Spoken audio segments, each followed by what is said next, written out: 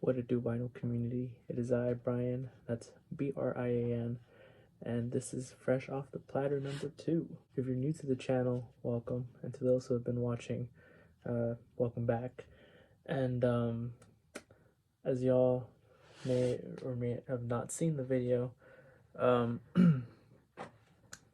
last video, and my last two videos too, I guess, or no, my last video and the video before that, I mentioned I was gonna upload a Fresh Off the Platter video, and here it is. Well, before I get into this video, I do want to say huge thanks to everyone who's been watching these videos of mine, and especially the last one that I uploaded. If y'all haven't checked it out yet, you should stop the video right now and check my previous video out, where I sold my car to buy a good amount of records. Yeah, appreciate everyone who's been watching, and to those who are new, hopefully y'all can stick around. So yeah, again, if you're new, pretty much Fresh Off the Platters are the collection of records that I get through mail and through record stores when I go record shopping. So without further ado, let's get right into this video. So I want to start off with some of the records that I got at Amoeba the day that if you've seen a whole lot of Blue Note, that video, I showed the two tone poets that were released, which is the Kenny Burrell self-titled, and the Grant Green Fill in the Spirit. I believe that's what the title's called. So while I got those two at Amoeba, and while I was there, I was digging through the bins, and these are some of the records that I found that day, that I got these two tone poets. But starting off with the Amoeba finds, this is Dizzy Gillespie Plays. This is on Allegro Elite 4017. This, I believe, is just a compilation record of tunes that have been played previously on other maybe 78s. But yeah, this is 10-inch, 33 1/3, and it has standards, awesome standards that Diz plays, and I'm pretty sure Charlie Parker's also on these some of these tracks. But you have Groovin' High, Dizzy, Atmosphere, All the Things You Are, Things to Happen. Yeah, just some of the ones that I know. But I believe there is one record on, not record, there's a track on here that includes vocals. I can't remember which one. It was on side 2, but I think it might have been He Beeped. Either He Beeped or When He Should Have Bopped, one of those. And it was just a very wonderful time listening to this record. I got this for, I think, $8 at Amoeba. I saw it, I knew I had to pick it up because I've been collecting a lot of 10 inches, and I'm just loving what I can find, especially in the wild. But yeah, Dizzy Gillespie Plays. Very happy to have this one in the collection. Next up, another, while I was there, I saw some reissues. I knew I had to pick this one up. This is Sun Ra, the futuristic sounds of Sun Ra, rather. This is the craft recording reissue. that they put out, I think, like 2 months ago, probably. But yeah, this is I think this was recorded sometime in the early 60s. This is on Savoy Records, yeah. Let's see if it tells you. Yeah, so originally released in 1961. I can see Craft Recordings does a awesome job with these reissues, and of course it's all analog mastering by Kevin Gray at Coherent Audio. This is the first Sun Ra LP to be recorded by orchestra in New York City. Yeah, 180 gram press at RTI. I knew that Amoeba was gonna have this, so this is one of those that I was looking to pick up when I was going for the Tone Poets. But yeah, the lineup here for this record. Let's see here. We have Sun Ra on piano, John Gilmore on tenor sax, bass clarinet, Marshall Allen on alto sax, Morrow and flutes, Pat Patrick on baritone sax, Bernard McKinney on euphonium and trombone, Ronald Boykins on bass, Willie Jones on drums, Ricky Murray on vocal, featuring Leah Ananda on conga. And then yeah, this is a very awesome recording, and very nice sounding too. Again, these Craft reissues are always perfect. They're, you know, dead flat, awesome sounding. Never have like issues with these records. Whenever I have you know, these Craft reissues. But yeah, hoping that they, you know, release more awesome stuff like this, especially, you know, originals of this goes for a lot of money. So the fact that they were able to put this out for, you know, as to reissue is awesome. 2 thumbs up for this release. I've been listening to a lot of stuff that I tend to find on TikTok. A lot of, you know, sounds that people put on there tend to be good. A lot of good songs. This was one where I knew of the artist, but never really have heard of the tune nor of the album. So, you know, when I first heard this tune, I was like, okay, I'm gonna listen to the album because it sounds, you know, the song itself sounds incredible. I'm pretty sure the album is gonna sound awesome. And yeah, I was just like, wow, why haven't I, you know, heard this before? But you know, I figured Amoeba would have this record at their store. Didn't have it, but they did have another variation, not necessarily another pressing, but this is a different version of this record that I'm about to show y'all. But before I do, I want to show the one that I picked up. This is Mr. Lucky. This is music from Mr. Lucky, composed and conducted by Henry Mancini. Yeah, I believe this was actually I can't remember what year this was out, but here I have the stereo release for on RCA Victor. Yeah, so the song that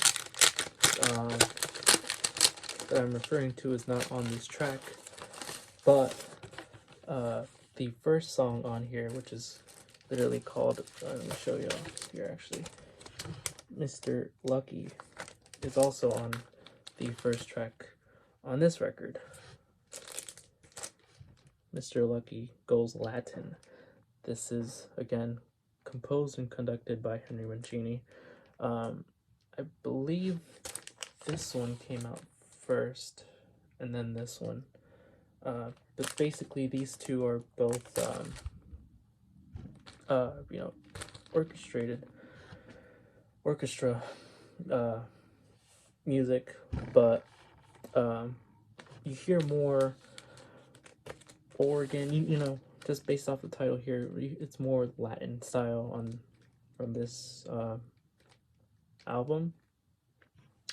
But other than the first track on each record, everything else is, you know, different, which is lovely because I love both of these records. These songs on each of these records are just incredible. So, you know, you have Mr. Lucky, this one right here, the one that I'm holding. This one, you'll hear more, I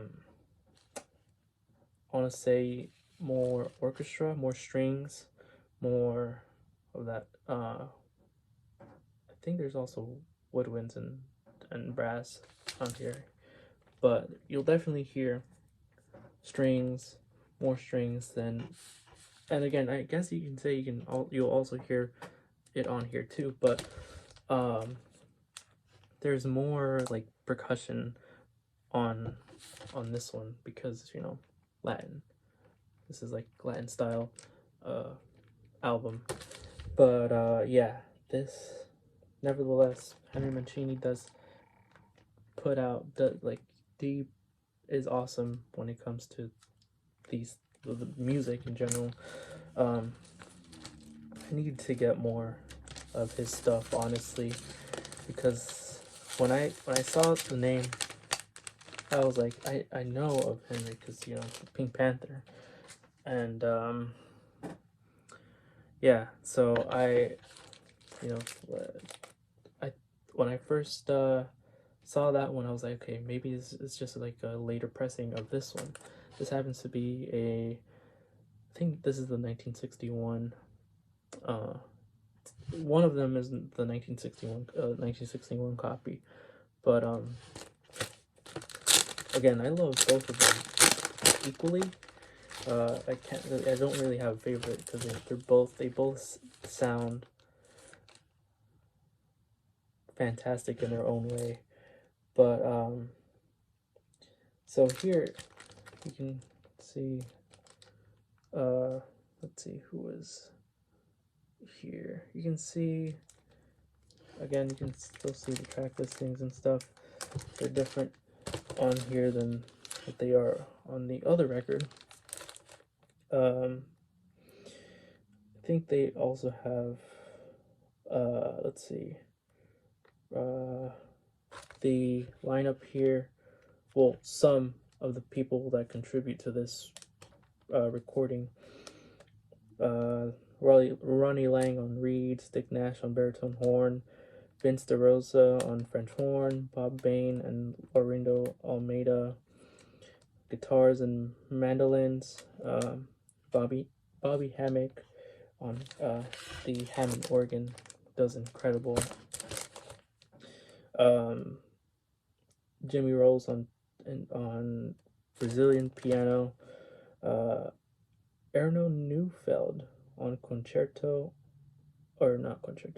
concertmaster of the large string section. The four percussionists of Shelly Manne. The four percussionists are Shelly Manne, courtesy of Contemporary Records, Frank Flynn, Larry Bunker, and Milt Holland. So yeah, you also have some jazz guys on this recording, which is awesome. I did not know that until not now. When I was reading the liner notes while listening to this beauty of a record, which this is mono, and the one that I showed earlier was a stereo recording. They both sound freaking awesome. And for you know, this is honestly, these two cheap heat right here. y'all should pick this up because this is freaking fantastic. Can't wait to dive more into, you know, the RCA stuff. But moving forward, I have here next in, I don't know if okay, so if you've been watching the channel, I've been watching every video, which, you know, I don't think has happened, but I want to say it's the what I sold video. I show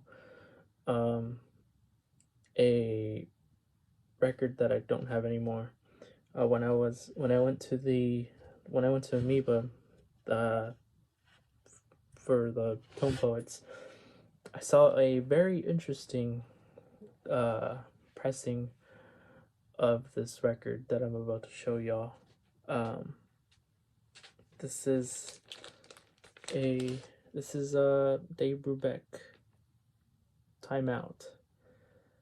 The Dave Brubeck Quartet. And as y'all can see right there, only got this for $6. But yeah, this happens to be a Taiwanese pressing from Taiwan from 1966. Not sure if this is a bootleg.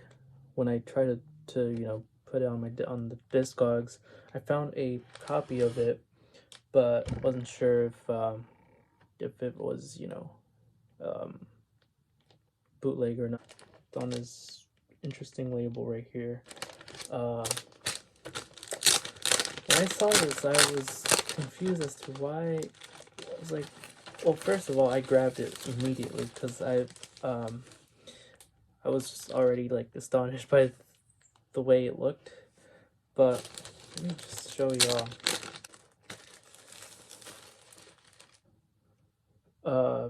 So yeah, you can probably see through the video here. There's like a little, not little, but like a square surrounding by the label through some of the tracks. I don't know if y'all can see that. Probably not. A little bit, right?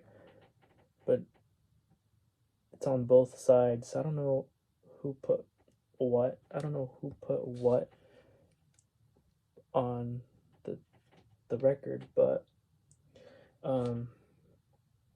you know, this pressing sounds great. The only issue is that it is just very, very crackly towards the part toward when the needle, you know, gets to the part of where you can see the outline of whatever that thing is. I think you can see it right there. I'm trying to show. It's like a square, especially on side one. Like I try to, you know, clean it 3 times at least, but it's not as bad on side 2 than it is on side 1. Unfortunately, you know, take 5, you can still listen to it, but it's just very, very crackly. There's no pops, no skips, none of that. It's just, you know, it is what it is. This is definitely a keeper. You know, if I ever find another copy, another pressing of this, at least in the wild, which, by the way, this this is what the sleeve looks like. It's just a paper sleeve, and I guess this is how they released it in Taiwan. But you can see other releases in the back. Not sure what, you know, what it says down here, but you know, still an awesome release, awesome sounding record. Just again, the only issue is the you know, whoever put the, it's probably, you know, they probably put like a 7-inch on top of each side, or I don't know what happened. Looked like the previous owner just could not care less. But yeah, anyways, I had a, I think I had a OG mono. If it wasn't, an OG, it was probably like early pressing, but I sold it, I think 2 years ago. Whenever uh, I recorded that one video. But yeah, this is an awesome one. Probably thinking of getting the analog productions, but I'm still not sure. But for now, I still have this. Again, it's mostly listenable, except for like maybe the two tracks on the first side. Surprisingly, it's not like that on side two, which I'm happy. Or else, but at the same time, I understand why it cost this. But yeah, still happy to have this in my collection. Okay, so this next one, I was very aware of its release. This next one that I'm about to show you is the Record Store Day release from this year. I wasn't sure if I wanted to get it, the day of. I was like, yeah, probably gonna get it later on. And then I started reading, these reviews on Discogs of people, having issues with this, their pressing, their copy of this record, and I was like, ooh, I'm probably not gonna get it then. Then Mr. Bob Bradley from the Bob Bradley YouTube channel, a while ago, showed this record right here that I'm gonna show y'all right here. This is what he showed a while ago, and I was like, ooh, okay, in this case, I should pick it up then, because at the time I was thinking about it, but anyways, this is the Bobby Hamilton Quintet, Unlimited, Dream Queen. Again, this is the Record Store Day, on Now Again. But yeah, this is so shout outs to him, to Bob, because I was like, you know what, I'm gonna get this while it's still affordable, because I've been seeing it now, and I think I got this for pretty good price. I've been seeing it go up a bit on Discogs, but yeah, I have no complaint. This sounds amazing. If y'all like jazz, soul jazz, this is one to get, because an original disc is pretty tough to find, and especially in good condition. But this is Bernie Grunman resequenced Bobby's long lost master tape and lacquered this album in an all analog transfer. But yeah, ooh, yeah. I was just reading this and saw the word cocaine. I don't know why I reacted like that, but yeah, Bobby Hamilton Quintet. This is 70s jazz. I believe this came out in 72, probably. Yeah, late 72. And has an awesome lineup. I'm not sure if it's everyone that's on here. Like, I don't know if this is everyone or there's more, but just they weren't credited. But let's see.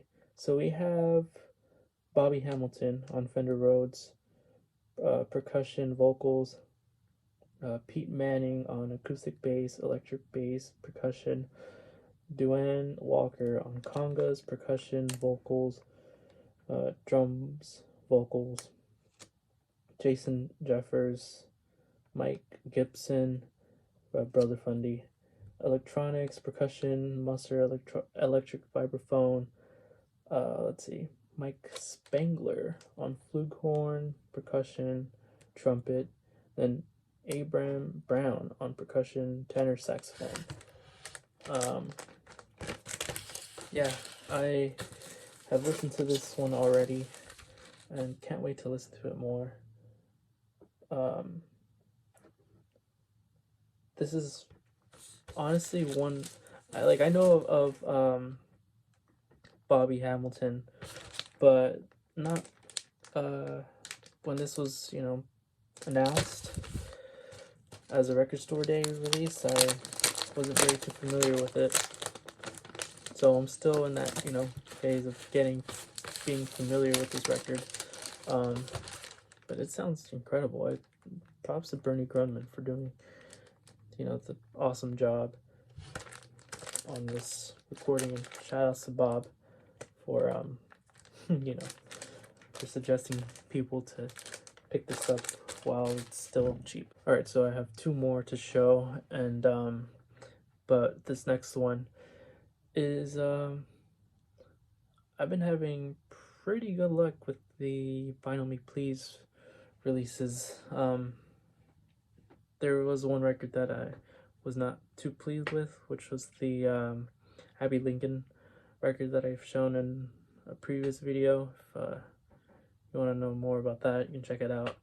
But this one is a more recent release from not Abby Lincoln, not vocals, but this is an awesome jazz classic. This is the Shape of Jazz to Come by Ornette Coleman. Yeah, this is the Vinyl Me Please release on that Atlantic Mono label. Yeah, this is all analog lacquers cut from the original mono tapes by Brian Smith at Sterling Sound, pressed on 180 gram at RTI. I'm very, very, very, very happy with the way this sounds.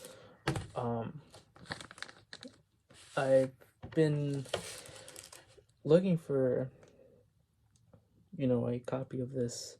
I was thinking of getting an original, but when I saw that Vinyl Me Please put this out, I was like, I'm gonna get this. You know, no questions asked, I'm gonna get this. Especially with, I just love this Atlantic label. This, the mono and the stereo of this looks amazing. But yeah, this is awesome mono sounding record. You know, Ornette Coleman, a lot of people say that this is the first free jazz.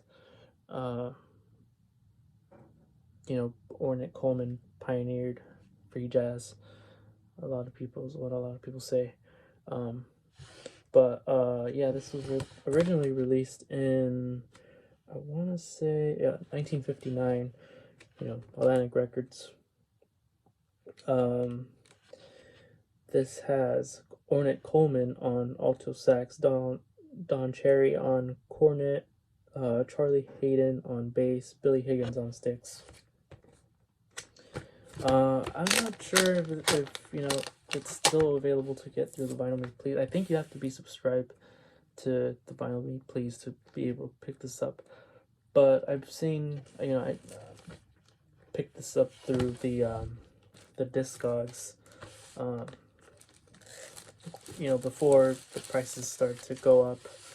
I'm not sure if it's going up at all, but you know, if it's still cheap, if it's still, you know, being sold at retail price on Discogs, definitely pick this up, because this is an incredible sounding record.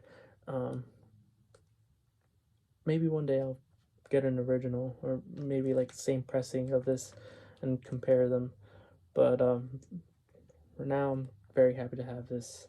So yeah, shout outs to Vinyl Me Please, and you know, Ryan Smith for doing an awesome job with these reissues. Awesome stuff. Last but not least, if y'all saw the last video where I showed my most expensive vinyl purchase of 2022 and of all time yet. I bought the Bill Evans box set, which goes for a $900 retail price, US. And basically, you know, all of those records are top notch. They're cut at 45 RPM. They're double disc. And you know, before making that video, I was thinking whether I wanted to do. I was trying to think of what way I want to, you know, what's the word that I'm looking for? Approach making this video. I had some thoughts, but at the end, I just like, you know what? I'm just gonna show just those records. This next one is a Bill Evans release that, you know, at the time I was gonna like, you know, was gonna be the ones to show because it's a 45 RPM release. But this is Bill Evans. You Must Believe in Spring. This is the craft recording. Double disc 45. Yeah, this is a later Bill Evans release. I believe this is recorded in 77, but wasn't released till 81. You know, prior to Bill Evans' death. Y'all can see there some of the photos. Guessing of the session, but yeah, Bill Evans on piano, Eddie Gomez on bass, and Elliot Sigmund on drums. I think at this time already, Marty Morell was already, you know, out of the trio, but Eddie Gomez was still in it. I think maybe Eddie Gomez left a year later, because after Eddie Gomez and Marty Morell, I believe Bill had like another 2 musicians for the trio. Not sure if Elliot Zigman was one, probably, but yeah, this is very nice recording. Was blown away just like the other Bill Evans 45 that I now have. And yeah, the only difference is this was done by Kraft and the Bill Evans box set was done by Analog Productions. But I think Concord has the rights to the Bill Evans stuff, so it doesn't really make a difference. Maybe it does, I don't know. I think, let's see, who does the mastering on here? Does it say? I'm trying to see here. Through the Matrix. Dead Wax. Doesn't say. Doesn't say who it is, but this was released. This reissue was released earlier this year. Was not able to pick it up because, you know, there was just and there still is so many records that I have not picked up. And I saw this at Amoeba when it was released, you know, initially released. But I was like, you know what, I'm gonna go, I'll get it some other time because I had already seen other records that, you know, were not saying that they were better, but I just wanted them more than this one because I figured, you know, Amoeba would still have this in stock or, you know, at the store. And then when I went, not the last time, but I think the time before the last, I was looking for this and it wasn't there, and I was sad, and so I had to get this on Discogs. You know, the previous owner probably threw away the hype sticker. It is what it is. I'm just happy that, you know, these 2 records are nice, silent, flat, the whole 9 yards for these reissues, you know, the expectations. Um, I want to say my favorite track on here is the theme from MASH. I've never watched MASH, but I always see it. You know, I think later on in Bill's career, he started playing the theme more and more and more. Because I think there was another. It's one of those reissues that I have there from the whatchamacallit, the Resonance reissues. He plays theme from MASH on one of them.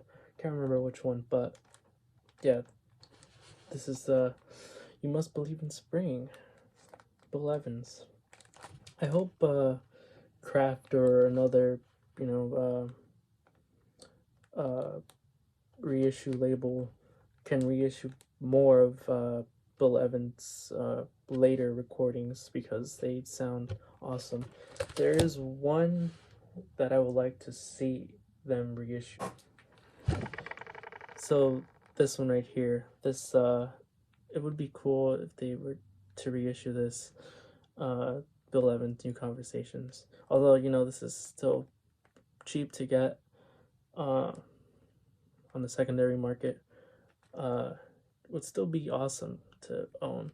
I believe this was also released in through the Warner Brothers label.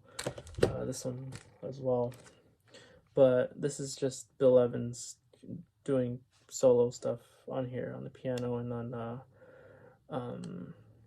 the electric piano. But this would be an awesome one to be reissued. I know some might disagree because you know, some people might not want to pay the same price, you know, same retail price as this for something that, you know, some people just don't like later Bill Evans. Probably when it comes to like musicians later on throughout their life, especially jazz musicians, you know, I feel like for some people it's a hit or miss, but for me, I really truly enjoy a lot of these musicians' later stuff. But yeah, kudos to Kraft for, you know, reissuing this. This is another 2 thumbs up. Yeah, this concludes the Fresh Off the Platter video. I hope you guys enjoyed. If y'all stuck around, thank you so much. I greatly appreciate it. You know, I'd also appreciate it if y'all comment down below and let me know what y'all thought. You know, let me know what y'all want to see. Also, let me know if these Fresh Off the Platters are enjoyable, you know, to one person that watches this video. Yeah, this has been the video. I'm not sure when I'm gonna upload the next one. I already have some videos planned out. It's just a matter of picking up the you know, the records that I want. But yeah, again, like the video, subscribe, share it to a friend. Hope to see you guys in the next video. Take care.